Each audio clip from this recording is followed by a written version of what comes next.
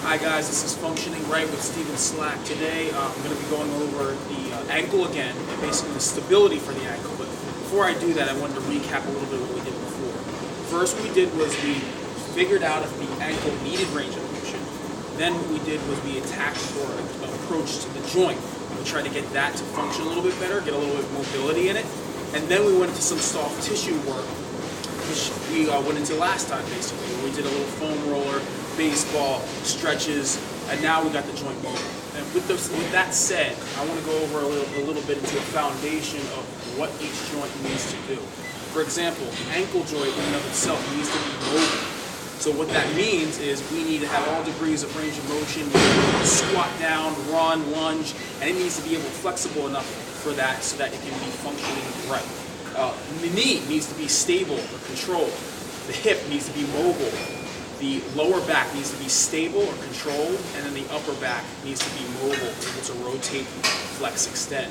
So with that said, it gives you a little foundation into how you approach each joint, whether it needs mobility or control or stability. With that said, so the ankle joint, even though it's a mobile joint, we try to increase range of motion. Now what we need to do is we need to stabilize it a little bit, even though that's not its main function, because if it's not stabilized, all of a sudden you're going to be collapsing in or out, and it'll start to affect the knee that way. Even though we need to have the range of motion, we need to make sure it's in a safe range of motion, not excessive. So with that said, the first thing I'll have you do is talk about 3 points of contact on the foot. Your foot's going to have 3 primary points where it's connecting: the ball of the foot, which is the big toe ball of the foot, the outside ball of the foot, those 2 points right there, and then you're going to go into the heel. And then those are the 3 points that you're going to use for all exercises to make sure that those points are connected to the ground. Next, what you want to make sure is when you're standing tall, you have rotation. Your hips should be turning out so that you create an arch in the foot. Both the butt and the foot work together to create an arch in the foot.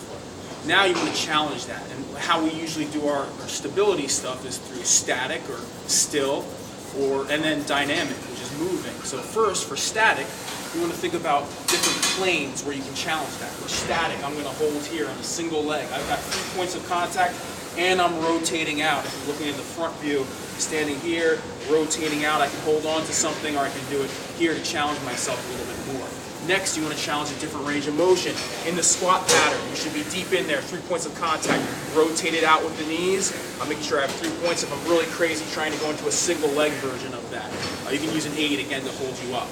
And then you're hitting 2 different planes. Now, moving into the last thing, which is dynamic stability, you're going to add some movement to this. So your static could be here. All of a sudden, you can go into that hip stabilization one that we did last time, which is for the hinge, which is that single leg RDL. I still have 3 points of contact. My knee is out for rotation, and then I come back up. And then I can go into a squat variation, 3 points of contact throughout the whole thing. That's basically what you want to do to attack the stability of the ankle joint. You don't want to go crazy, but you want to make sure that it's safely in a range of the new range of motion. This is Functioning Right with Steven Slack. Have a good day.